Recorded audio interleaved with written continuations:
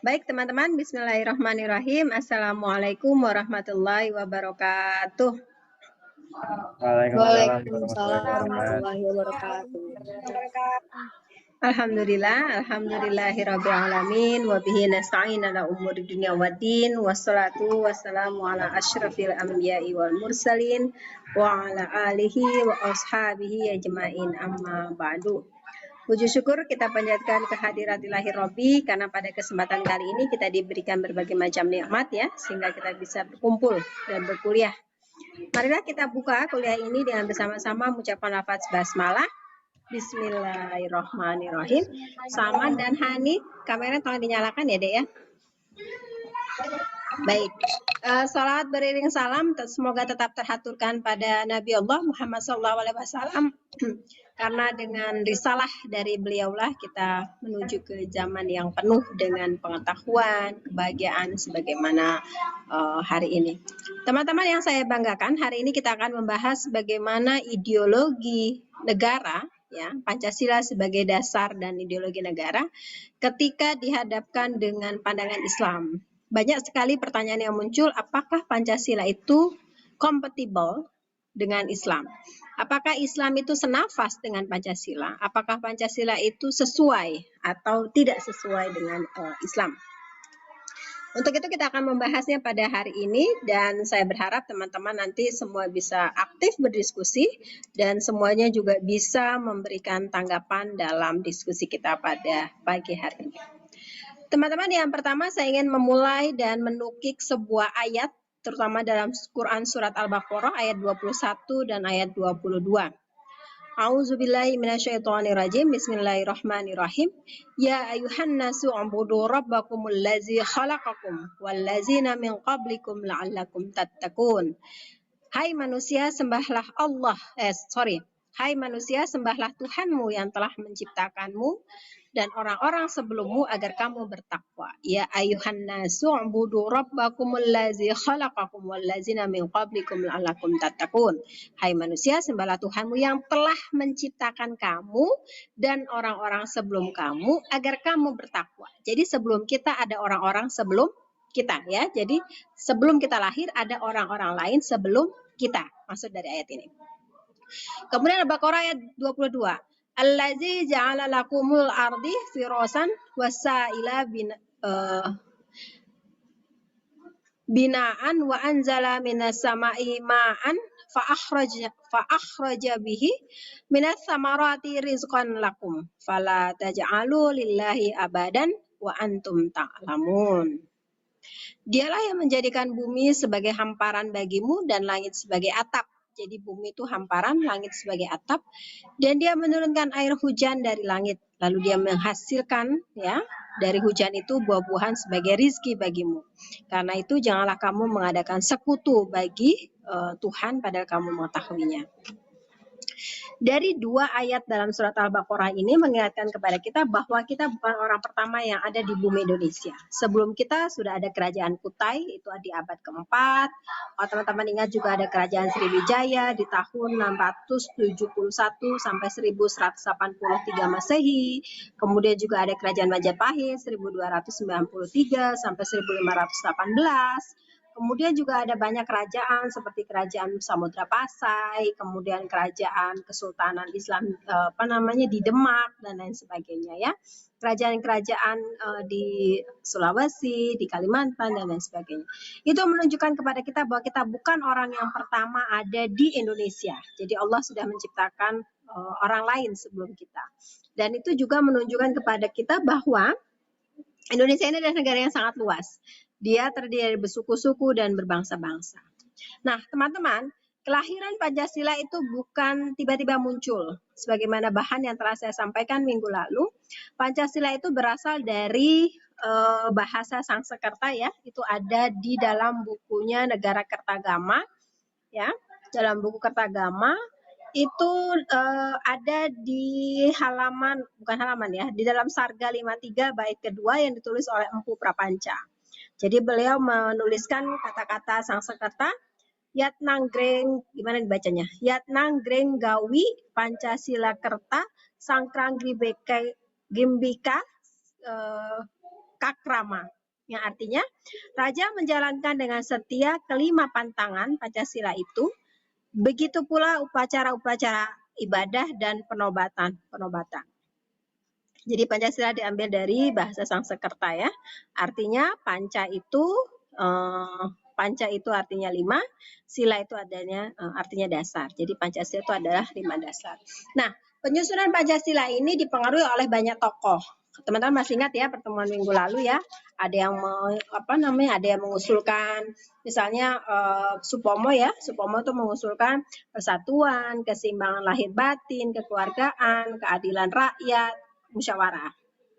Kemudian kalau Muhammad Yamin itu mengusulkan ada peri kemanusiaan, peri kebangsaan, peri ketuhanan, peri kerakyatan, peri kesejahteraan rakyat. Kemudian ada juga Soekarno. Soekarno itu mengusulkan nasionalisme dan kebangsaan Indonesia, internasionalisme dan peri kemanusiaan, ada mufakat atau demokrasi, ada kesejahteraan sosial, ada ketuhanan yang Maha Esa. Itu adalah usulan dari Soekarno.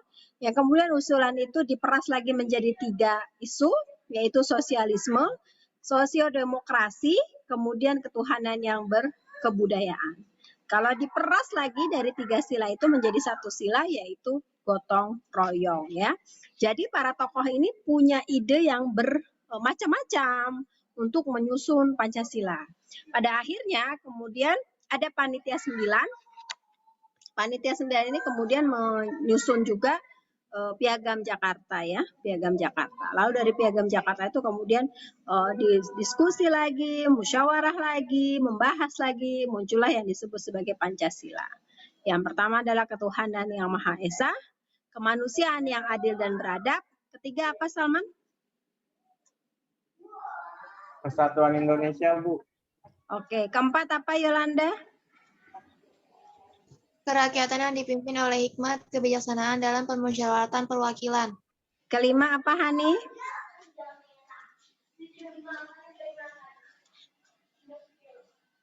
Yang kelima apa, Hani? Keadilan sosial bagi seluruh rakyat Indonesia. Iya, sip. Jadi masih pada ingat semua ya? Ibu tadi sudah khawatir aja kalau ditanya kemudian yang cerita adalah dynamic. Gimana lagunya, Hani? Takutnya refleks gitu kan. Yang ditanya apa, dijawabnya apa. Iya, karena kelas sebelah itu. Hah? Kok Ibu tahu, Bu? Oh iya, kan kita umurnya sama, Hani. Hani sama Ibu kan umurnya sama. Jadi kalau Hani suka, Ibu juga suka. Hani sukanya siapa? Namjoon. Wah, Ibu tahu semua ya. Iya, kita 11-12 lah Hani. Nanti Hani kalau ada foto terbaru kasih ke Ibu ya. Biar jadi wallpaper. Oke. Kita lanjutkan ya teman-teman. Nah, gimana sih Islam gitu ya dengan Pancasila? Apakah dia kompatibel? Apakah dia bertentangan? Kira-kira begitu. Apalagi kasus yang baru saja terjadi ya, misalnya di Makassar ada bom, kemudian ada di Mabes Polri ditembak mati gitu kan, tembak mati di tempat. Nah, bagaimana sih sebenarnya Islam itu memandang dasar negara yang disebut sebagai Pancasila tadi? Nah, kalau ketuhanan yang Maha Esa itu kan artinya bahwa kita meyakini sebagai bangsa Indonesia bahwa kita itu punya Tuhan. Bahwa yang namanya bumi Indonesia itu diciptakan oleh Tuhan loh. Dia tidak serta-merta ada gitu kan. Tetapi dia diciptakan oleh Tuhan yang menciptakan semua alam semesta ini. Dalam Islam itu disebut Qul huwallahu ahad. Qul huwallahu ahad ya. Surat Al-Ikhlas ayat 1. Katakanlah bahwa Allah itu Esa. Qul huwallahu ahad, Allahu somad, lam yalid wa lam yulad wa lam yakul lahu kufuwan ahad. Dia Esa, dia tidak diperanakan, dia tidak beranak dan tidak ada sekutu baginya karena dia adalah Esa, satu. Jadi Tuhan yang menciptakan. Kemudian dalam surat Al-Baqarah ayat 163 juga dikatakan wa ilahukum ilahu wahid ya. La ilaha illa huwar rahmanur rahim. Jadi Allah itu Maha Penyayang. Nah, apa maksudnya Allah ini Maha Penyayang? Maksudnya adalah Nata, jadi hewan melata di dunia pun itu mendapat makanan, mendapat kehidupan, ya. Jadi bahkan hewan melata saja mendapat rizki dari Allah Subhanahu wa taala. Ini makna dari wa ilahukum ilahu wahid la ilaha illa huwar rahmanur rahim. Allah itu Maha Pengasih dan Maha Penyayang. Begitu nggak Nata? Gimana contohnya dari Allah Maha Pengasih lagi Maha Penyayang? Silakan Nata. Ya Bu, contohnya Allah memaafkan dosa kita, Bu. Iya bukan? Allah memaafkan dosa kita. Dosa yang mana? Dosa nggak sholat gara-gara nonton BTS. Mungkin. Mungkin. Apa contoh dari bahwa Allah itu Maha Ar-Rahman Ar-Rahim. Allah Maha Pengasih dan Maha Penyayang. Gimana Hana? Han? Iya, Bu. Contohnya apa? Allah Maha Pengasih lagi Maha Penyayang. Waduh, tas di belakangnya cakep banget itu Hana. Allah memberi segala sesuatu yang kita butuh. Ya, jadi Allah Maha Memberi. Jadi maksudnya adalah mau dia orang kaya, mau dia orang miskin, tetap dikasih rezeki sama Allah. Mau dia beriman, mau tidak beriman, mau sholat, mau enggak, mau BTS-an, terus tiap hari sampai lupa sholat, tetap dikasih rezeki sama Allah. Apa salah satu rezekinya? Rezekinya adalah sehat. Sehat walafiat. Itu adalah sehat, itu rezeki yang paling baik ya. Kita terhindar dari corona, kita masih bisa bersama keluarga, itu adalah salah satu nikmat, salah satu wujud dari Allah itu Rahman Rahim, Maha Pengasih lagi Maha Penyayang. Nah, teman-teman, sila yang kedua adalah kemanusiaan yang adil dan beradab. Apa sih maksudnya kemanusiaan yang adil dan beradab? Salman? Artinya tuh tidak membedakan manusia, Bu, semuanya sama rata gitu, antara yang kaya dan miskin tuh tidak ada suatu hal khusus yang membedakan itu gitu. Kita tuh setara, sama-sama manusia, sama-sama punya hak berbicara, sama-sama punya hak berpendapat dan lain sebagainya kayak gitu. Jadi orang yang punya mobil Fortuner sama orang yang punya mobil Xenia sama gitu ya? Dalam suatu konteks misalkan pemilihan umum mereka tuh sama adil tuh, misalkan Bu. Kalau di tol boleh nggak dibeda-bedain? Misalnya yang Fortuner boleh jalan duluan, yang Xenia nggak boleh gitu. Nah itu nggak boleh, bukan sila kedua kemanusiaan yang adil dan beradab. Oke, jadi nggak boleh ada pembeda-bedaan, nggak boleh ada diskriminasi. Dan ini teman-teman, terima kasih ya Salman. Dan ini sebenarnya ada di dalam surat Al-Maidah ayat 8. Nah, dalam surat Al-Maidah ayat 8 ini ditegaskan bahwa wala yazrimannakum nasya'anu qaumin ala alla ta'dilu. Ya'dilu huwa aqrabu littaqwa wattaqullaha innallaha khabirum bima ta'malun. Dan janganlah kebencianmu terhadap satu kaum mendorong kamu untuk berlaku tidak adil.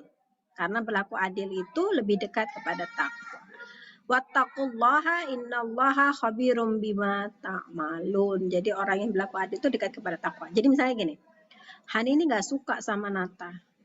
Kenapa nggak suka sama Nata? Pakai kacamata. Waduh, pokoknya saya nggak suka banget karena dia pakai kacamata, jelek, hitam, hidup lagi. Nah, kan misalnya begitu tuh. Kemudian Hani bilang nih sama Salman, bilang sama Hana, bilang sama Yolanda, nanti kalau ada pemilihan ketua kelas jangan milih Nata ya. Nata itu udah pakai kacamata, jelek, hidup, banyak utang lagi. Nah, kira-kira begitu. Nah, ini nggak boleh nih bertentangan dengan sila kedua kemanusiaan yang adil dan beradab. Dan ini sudah diingatkan oleh Allah dalam surat Al-Maidah ayat 8. Wala yazimannakum nasya'akum qaumi, ya, ala ta'dilu. Jadi janganlah kebencian kamu itu mendorong, ya, kebencian kamu kepada suatu kaum atau kepada seorang mendorong kamu berlaku tidak adil begitu. Atau misalnya Salman nih, Salman jadi ketua BEM. Wah, saya nggak suka nih sama Hana. Hana ini orang Kalimantan, aduh udah pelit, bau lagi badannya, misalnya begitu. Nanti kalau ada bantuan Hana nggak usah dikasih lah, karena kalau Hana datang nanti satu sekolah jadi kebauan, misalnya begitu. Nah, nggak boleh begitu. Nah, ini bertentangan dengan kebencian kepada suatu kaum itu mendorong kamu berlaku tidak adil. Jadi nggak boleh. Sebagai pemimpin, sebagai sesama teman kita harus selalu berlaku baik atau berlaku adil. Jadi nggak boleh ya, begitu ya. Nah, kemudian Persatuan Indonesia. Apa sih artinya, maknanya Persatuan Indonesia? Amanda Putri, gimana Putri? Persatuan Indonesia maksudnya gimana Amanda Putri? Amanda Putri. Halo Amanda. Waduh, ini Amanda kemana nih Amanda? Kayaknya bikin pisang goreng nih Amanda. Boleh juga nih. Kita selesai Zoom langsung dikirimin pisang goreng sama Amanda ya. Oke deh. Amanda kita tunggu ya pisang gorengnya habis Zoom ya Amanda ya. Yolanda gimana Yolanda? Sila ketiga Persatuan Indonesia.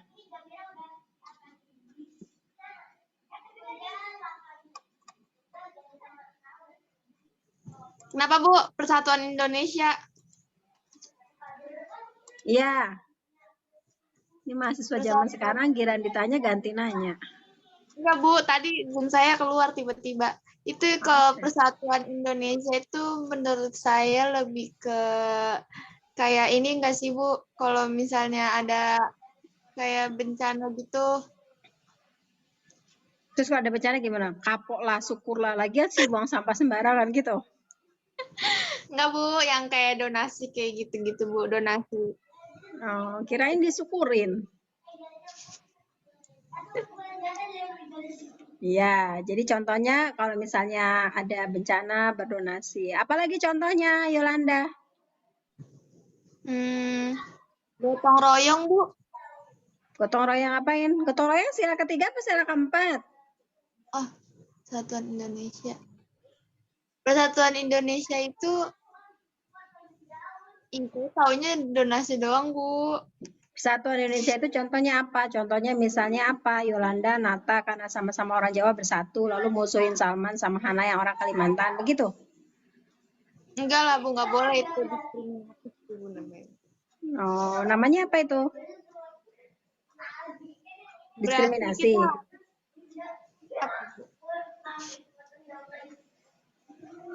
Yolanda kalau senyum manis banget ya. Nata, gimana Ta? Persatuan Indonesia? Ya Bu, kayak tidak adanya terpecah belah Bu, jadi satu. Nggak boleh terpecah belah jadi satu. Kalau nggak boleh bercerai-berai berarti gimana? Maksudnya poligami gitu rame-rame? Saya cuma bisa maknanya doang Bu, nggak bisa contohnya. Aduh, Nata.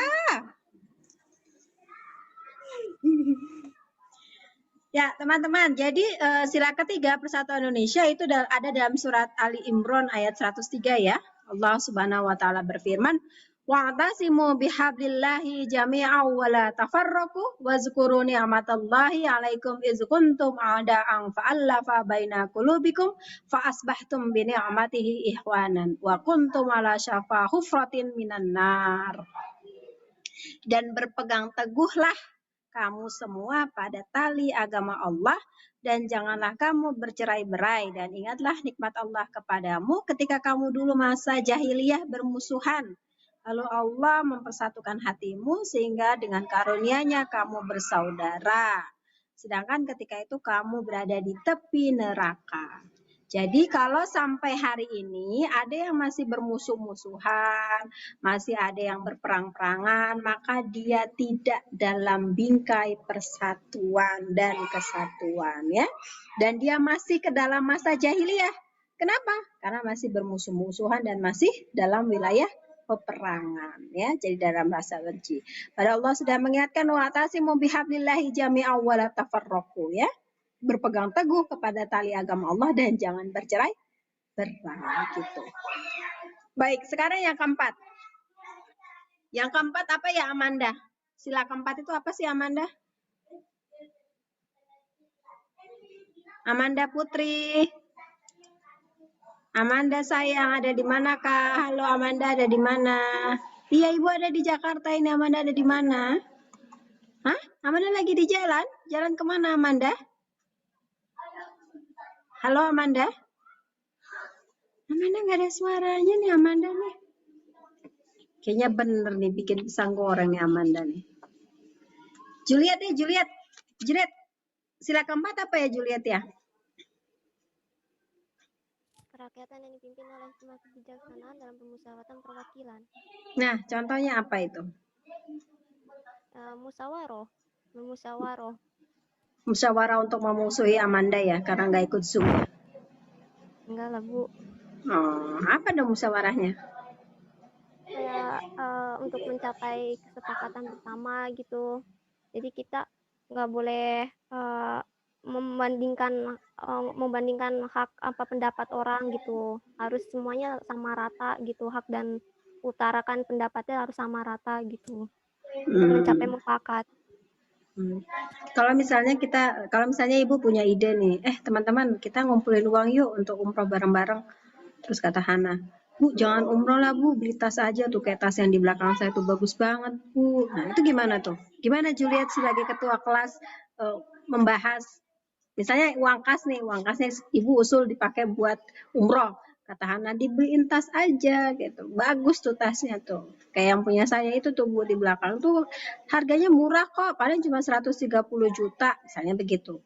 Terus kata ibu, daripada 130 juta buat tes, mendingan kita buat pergi umroh, misalnya begitu. Terus kata Nata, aduh jangan umroh lah, capek, jauh gitu kan. Buat beli bakso aja, misalnya kata Nata. Kita beli bakso sama gerobak-gerobaknya, misalnya begitu kan. Karena 130 juta itu gitu. Nah kemudian Hani bilang, aduh ya ampun gimana ya, kan lagi corona, masa kita pergi-pergi sih, kita taatlah sama peraturan negara, udahlah kita nggak usah kemana-mana, uangnya disumbangin aja buat orang-orang yang membutuhkan. Nah gimana tuh Juliet, ada yang usul pergi umroh, ada yang usul beli bakso, ada yang usul beli tas, terus kata Saman, udah sih kenapa nggak dibeli motor aja? Nanti motornya gantian, hari Senin aku, hari Selasa Hana, hari Rabu Amanda, hari Kamis Juliet gitu misalnya kan pas nih bertujuh nih gitu. Terus kata Yolanda, aduh jangan kayak gitulah, beli ini aja, beli meja, lihat aja nih aku kalau Zoom aja nggak ada meja nih, aku dulunya di lantai nih misalnya begitu. Ini kita beli meja aja kan cukup tuh dibagi buat 7 orang beli meja misalnya gitu. Gimana Juliet? Lewat ini aja kali ya Bu ya, lewat voting gitu, suara terbanyak gitu. Mana ada suara terbanyak, orang tiap orang punya pendapat masing-masing. Kalau saya sih kalau misalnya kayak gitu ya milihnya yang terbaik aja gitu. Misalnya kayak kayak tadi yang si Hani gitu, dia uangnya kan corona gitu kan, lagi pandemi, mendingan disumbangin tuh yang lebih tepat kalau menurut saya gitu. Daripada kan kalau voting semuanya punya pendapat beda gitu, mending yang lebih baik ya disumbangkan aja gitu. Waduh, dermawa banget ya ini Juliet ya, mau menyumbangkan. Wah, Nathan langsung tepuk tangan kata Nathan, ya nggak jadi beli bakso deh gitu. Gimana Nathan, kalau pendapatnya Juliet begitu, gimana? Ini kita lagi musyawarah nih, gimana Nathan? Ya Bu, bagus Bu Juliet.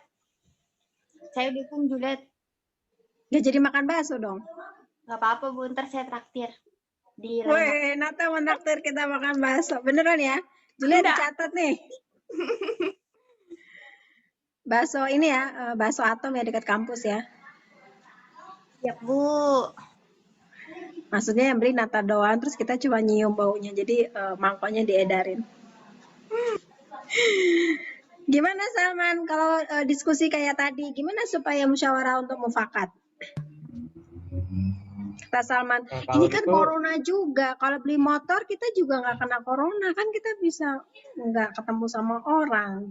Maksudnya nggak pakai transportasi publik, jadi aman dari corona. Nah, gimana Salman? Mending ini sih gue ngambil keputusan yang bermanfaat lebih banyak gitu Bu. Jadinya jangan mementingkan keputusan sendiri Bu. Kepentingan bersama lebih diutamakan. Ya, mementingkan kepentingan bersama, jangan mementingkan kepentingan sendiri. Sip. Iya. Jadi jangan beli meja ya Yolanda ya, jangan beli tas ya Hana ya. Uangnya buat ini aja, Bu. Buat modal jualan nanti biar bisa umroh juga, biar bisa beli bakso juga, buat bisa donasi juga, Bu. Itu udah paling mantep, Bu. Amin. Juliet katanya malah uangnya dipakai buat usaha, Juliet. Biar uangnya beranak pinak. Kayak bakso beranak. Udah pernah nyobain belum makan bakso beranak? Udah, Bu, enak, Bu. Udah Bu, enak banget. Yuk, ntar Bu. kapan?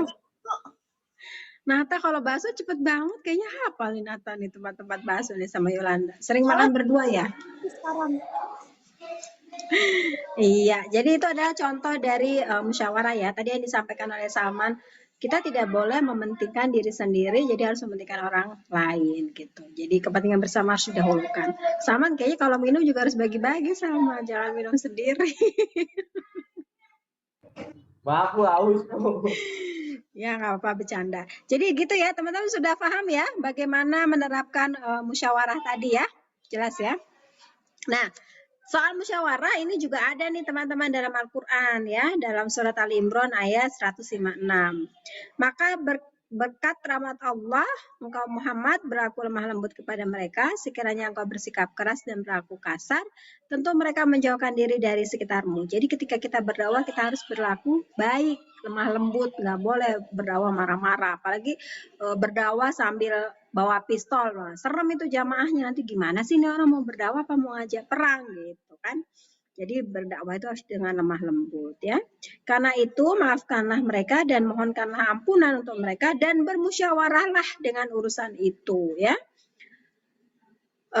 Wastaghfir lahum wasyaribhum fil amri ya. Jadi memaafkan dan bermusyawarahlah. Wasyarihum fil amri, jadi bermusyawarahlah. Nah, sesungguhnya Allah mencintai orang yang bertakwa. Innallaha yuhibbul muttaqin. Allah menyukai orang-orang yang bertakwa. Kemudian sila kelima nih teman-teman. Sila kelima apa ya? Amanda. Halo Amanda. Ada di mana Amanda? Amanda ini kemana ya? Amanda nggak masuk nih ya? Lagi Tapi kameranya Bu. jalan-jalan nih. Kenapa Salman? Kenapa Salman? Amanda kemana? Nggak tahu, Bu. Kirain ngasih tahu ke Salman. Nah, sekarang sila kelima. Sila kelima apa ya bunyinya, Juliet? Keadilan sosial bagi seluruh rakyat Indonesia. Oke, keadilan sosial bagi seluruh rakyat Indonesia. Nah, keadilan sosial bagi seluruh rakyat Indonesia ini maksudnya gimana nih, Hani? Contohnya gimana nih? Adil gitu Bu. Jadi seluruh rakyat Indonesia itu mau kaya mau miskin itu harus mendapatkan keadilan. Semua rakyat Indonesia harus mendapatkan keadilan. Jadi kalau misalnya dikasih bantuan, apakah yang dipilih hanya yang laki-laki saja nih?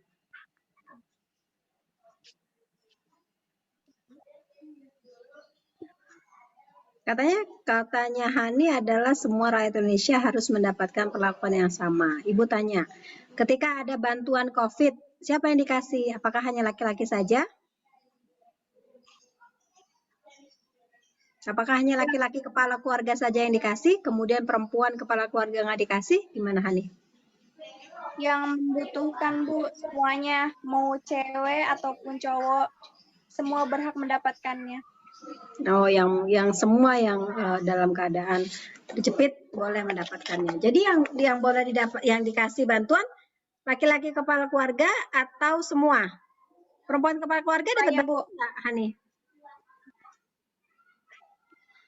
Semuanya Bu. Perempuan kepala keluarga juga dikasih?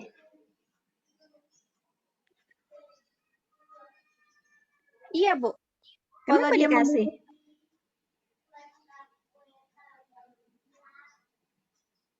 Kenapa dikasih? Yolanda, perempuan kepala keluarga dikasih nggak kalau ada bantuan? Perempuan kepala keluarga dikasih nggak kalau ada bantuan? Perempuan kepala keluarga itu maksudnya kayak janda gitu, Bu? Iya. Dikasih lah, Bu. Kasihan amat, masa nggak dikasih?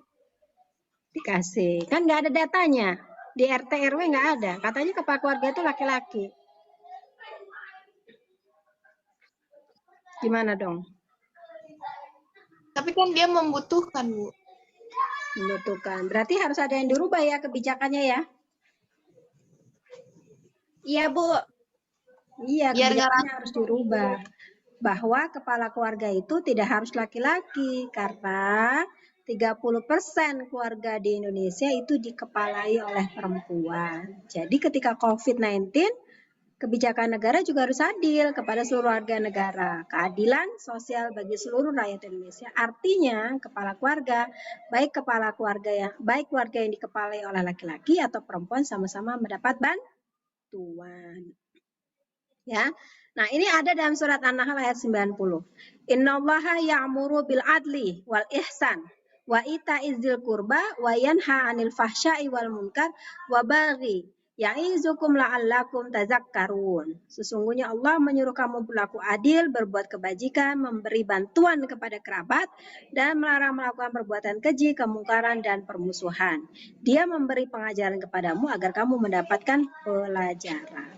Sampai sini jelas teman-teman? Jelas, Ibu Bu. maaf tadi An-Nahl ayat berapa, Bu? Kenapa? Tadi surat An-Nahl ayat berapa?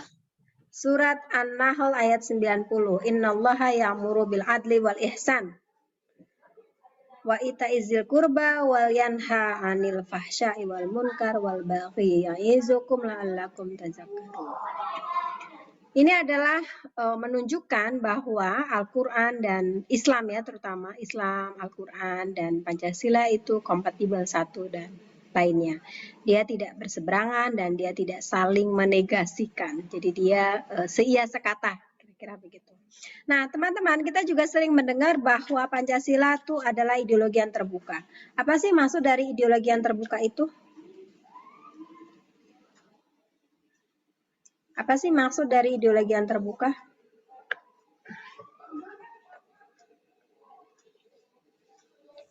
Ini bukan, Bu. Apa tuh?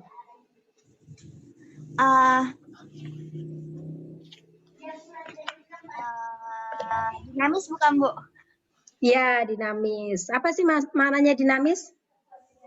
Apa ya? Saya nulisnya dinamis doang, Bu. Pancasila yang kemarin. Kan bahan dari Ibu bisa di copy paste semua itu di e-learning. Kan bisa kan diambil semua bahannya? Di copy paste. Bisa diambil semua. Ya, jadi Pancasila itu adalah ideologi yang terbuka. Maksudnya apa, Salman, ideologi yang terbuka? Salman kayaknya udah capek ya. Yang terbuka tuh dinamis berarti bisa bertahan di berbagai zaman, bukan? Iya, betul. Bisa bertahan Ya. di berbagai zaman. Kenapa bisa bertahan di berbagai zaman? Amanda, sekali lagi Bu panggil nih. Amanda kemana sih Amanda ya? Bisa bertahan di segala zaman. Apa sih maksudnya? Amanda. Ini nanti sama ingetin ya di Zoom ya. Kalau pisang gorengnya belum nyampe nih. Amanda sudah meninggalkan kita. Dia tidak ada di Zoom karena dia bikin pisang goreng. Padahal kata Amanda, saya bukan bikin pisang goreng, Bu. Saya lagi menyiapkan bakso ikan buat teman-teman semua.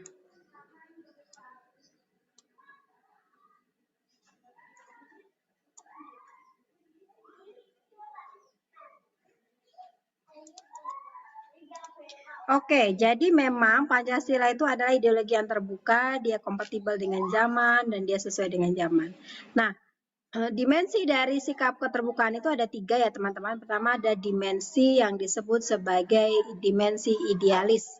Dimensi idealis adalah nilai-nilai dasar yang terkandung dalam Pancasila itu bersifat sistematis dan rasional. Jadi hakikat nilai-nilai yang terkandung dalam 5 sila tentang ketuhanan, kemanusiaan, persamaan, kerakyatan, dan keadilan itu bersumber pada nilai-nilai filosofis filsafatnya Pancasila ya, memberikan harapan, optimisme, dan menggugah rasa motivasi. Nah, nilai normatif itu yang kedua, nilai normatif adalah nilai yang terkandung dalam Pancasila. diperlukan penjabaran ke dalam suatu sistem norma sebagaimana terkandung dalam pembukaan Undang-Undang Dasar 45, tertib hukum, kebijakan, dan lain sebagainya. Dia harus diturunkan. Jadi nilai normatif itu harus ada penjabarannya. Maksudnya gimana, Yolanda, harus ada penjabarannya? Biar nggak rancu nggak, Bu? Biar Biar nggak jelas. rancu, biar jelas. Jadi harus ada kebijakan turunannya ya.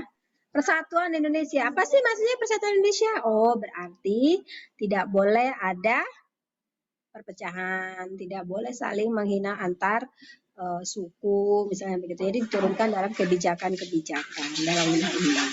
Yang terakhir adalah dimensi realistis. Dimensi realistis itu mencerminkan realitas kehidupan yang berkembang dalam masyarakat. Ini juga harus dijabarkan dalam kehidupan nyata sehari-hari. Apa ya contohnya kehidupan nyata sehari-hari, Hana, dari dimensi realistis ini?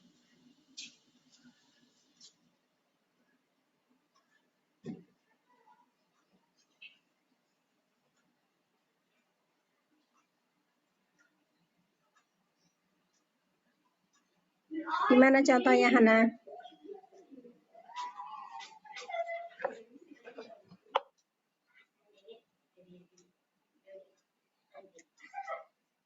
Dia harus realistis dalam penyelenggaraan negara.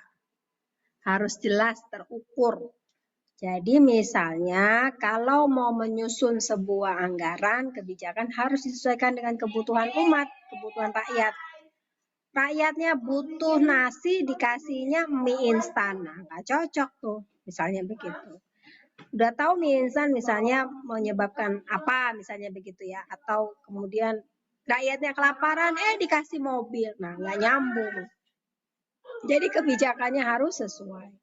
Misalnya orangnya sakit, butuh makan bubur, dikasihnya mie ayam. Enak sih mie ayam, Ibu juga suka banget sama mie ayam. Tapi kata dokter nggak boleh makan mie ayam. Nah, kita yang sedang menjenguk ya jangan dikasih mie ayam. Itu contoh paling mudah.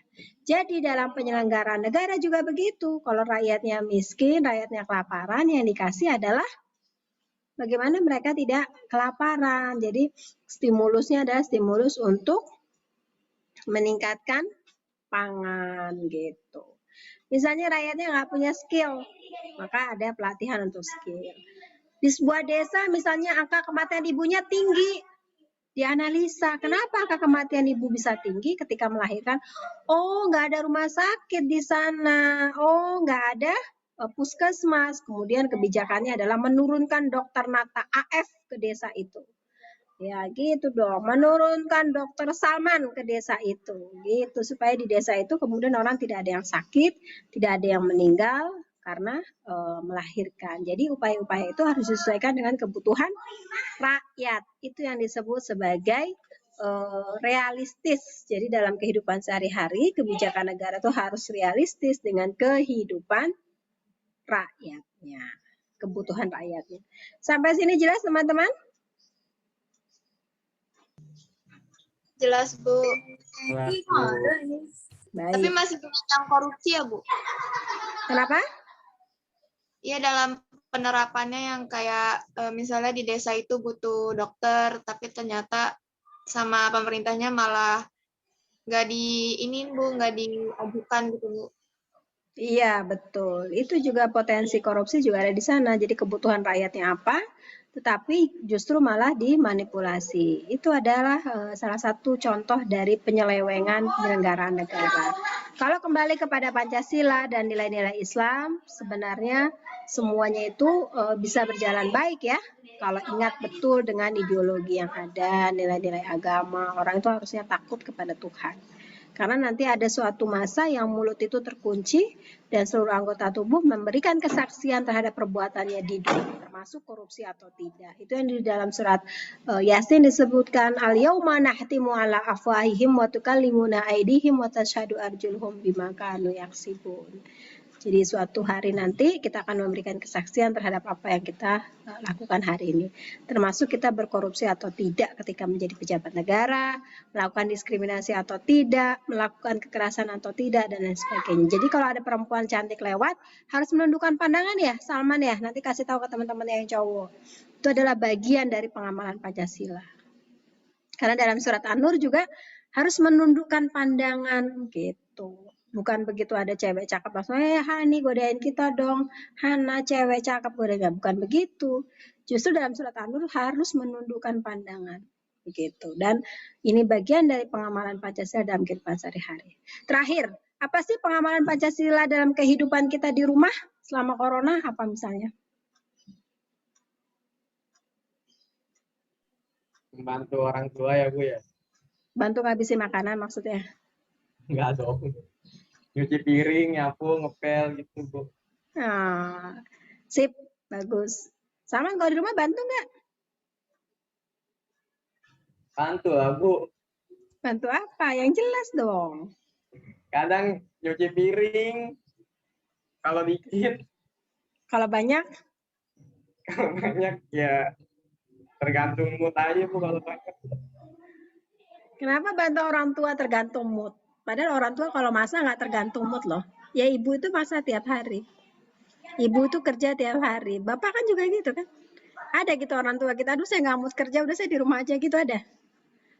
Ibu juga gitu, aduh saya nggak mood nih ketemu sama Nata, nggak mood ketemu sama Juliet, udah saya nggak usah ngajar gitu. Bisa? Aduh teman-teman ini lucu. Jadi teman-teman, salah satu bentuk paling nyata pengamalan Pancasila di rumah itu adalah membantu orang tua. Ya itu paling nyata itu ya, membantu orang tua. Apalagi contohnya Juliet?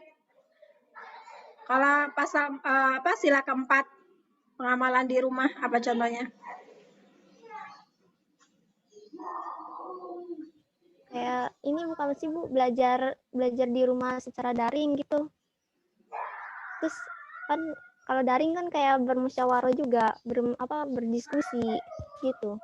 Tapi kan itu nggak sama orang tua, nggak sama kakak, nggak sama adik. Kalau contoh yang sama kakak sama adik apa yang di rumah? Merencanakan liburan, Bu. Apa? Merencanakan liburan. Merencanakan liburan? Liburan kemana? Bantu ngerjain PR bukan Bu. Maksudnya ngerjain PR-nya bareng-bareng gitu, sama kakak sama adik. Bantuin Bu, bantuin adiknya, diajarin gitu kalau dia kagak ngerti. Oh gitu, ya boleh.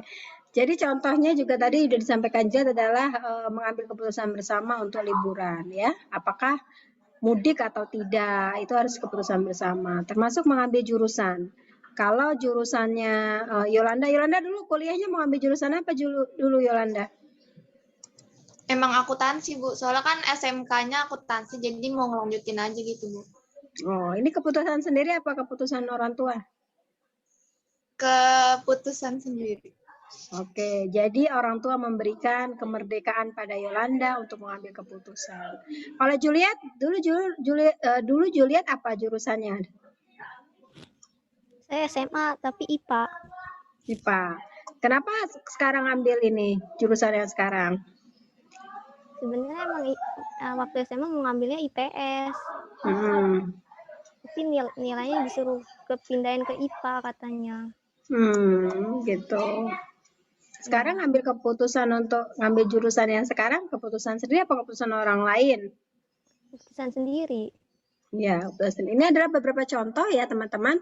Ketika dalam keluarga anak diberikan kemerdekaan, diberikan hak untuk menyampaikan pendapatnya bahwa saya ingin kuliah di jurusan akuntansi. Itu bagian dari pengamalan Pancasila sila ke-4. Jadi bukan paksaan dari orang tua, bukan kemauan orang tua supaya teman-teman ngambil jurusan akuntansi. Itu adalah beberapa contoh dari pengamalan Pancasila di rumah. Membantu orang tua, menghormati orang tua, membantu adik dalam belajar ya teman-teman.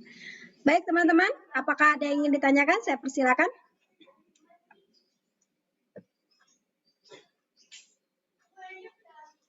Ada yang ingin ditanyakan? Tidak ada?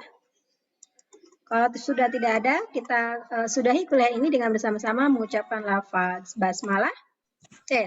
Hamdalah. Alhamdulillahirrahmanirrahim. Sungguh ya, ini sudah nggak ada pertanyaan lagi beneran. Bu, ya, Bu. Kalau misalnya gimana Bu? Susah tahu. Kenapa? Bikin artikel susah. Masa sih? Iya Bu. Enggak ah. Bikin kamu cinta padaku kayaknya yang susah. Itu gampang, Bu. Oh gampang. Kenapa gampang? Bu, artikel yang gampang diterima apa tuh, Bu? Enggak ada yang susah di dunia ini. Yang susah adalah kalau kita belum berusaha. Ya tidak ada yang Bu, susah. artikel yang gampang diterima apaan? Bu, saya di detik.com ditolak mulu. Bu, jangan detik.com, boleh nggak IB Times gitu? Boleh dong. Kan nggak harus detik.com. Detik-detik ini aku pengen makan bakso. Nata, kamu cerita makan bakso sih, jadi Ibu pengen bakso nih. Iya Bu, saya juga. Kita beli bareng yuk. Yuk. Jadi boleh ya, tulisannya nggak hanya boleh dikirim di mana saja, boleh di Rahma ID, boleh di IB Times, banyak lah, ada di Kureta, Mubadalah Cirebon, boleh. Bu, tapi kalau nggak diterima gimana? Ya elah baru 1 kali udah patah semangat. Ibu judulnya apa? Judulnya Aku Padamu. Judulnya terserah Hana mau ambil judul apa. Kaitkan Pancasila, kaitkan Undang-Undang Dasar dengan Islam gitu ya. Boleh, isu yang terbaru misalnya situasi yang terbaru saat ini. Bagaimana menurut Hana, bagaimana menurut Nata dari segi perspektif Islam dan perspektif Pancasila gitu. Gitu ya teman-teman ya. Apa Bu tadi namanya, Bu? Salah YouTube. Kalau misalnya udah selesai, gimana Bu? Kalau sudah selesai, linknya itu dikirim di grup. Tapi saya boleh dikirim di koran nasional, boleh dikirim di media online, jadi boleh dikirim di mana aja. Tema terkait dengan perkuliahan kita dong. Oke, ada lagi yang lain? Tadi apa aja Bu di IB Times terus? IB Times, Rahma ID, ada Tanwir ID, ada Kalimah Sawah, ada islami.co, ada Mojok, ada Detik, banyak. Media Indonesia juga ada Tempo, banyak lah. Teman-teman bisa kirim di mana aja. Oke teman-teman. Kenapa Nata? Kan itu kalau misalnya di YouTube kan harus ngirimnya di Rumah Mutmainah apa Bu namanya? Iya, Rumah Mutmainah. Tapi itu nanti kan untuk yang video kan? Iya. Ya nanti. Kalau udah jadi nggak apa-apa sih, nggak apa-apa dari sekarang. Jadi Nata cerita tentang Pancasila, kemudian kalau sudah jadi dikabarin nanti Ibu kasih ininya. Ibu kasih. Saya juga pengen ngerjain insya Allah Bu. Iya memang harus dari sekarang. Cerita tentang sejarah Pancasila juga nggak apa-apa Bu. Boleh, tapi kalau taruh di YouTube paling lama 5 menit ya. Paling lama 5 menit. Paling bentar berapa Bu? 2 menit paling boleh. Bentar 3 menit. Oh 3 menit aja ya Bu, nggak apa-apa ya? Ya boleh 3 menit.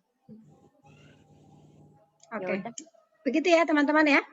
Ya Bu, terima kasih. Ya, terima kasih banyak ya. Kurang lebihnya mohon maaf. Wassalamualaikum warahmatullahi wabarakatuh.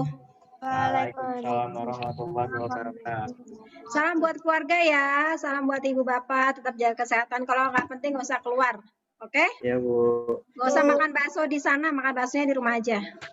Bu Nata masih utang mie ayam Bu sama saya Bu. Iya, Nata tuh. Ya, Terima kasih ya teman-teman ya. Assalamualaikum. Waalaikumsalam. Ibu tutup ya.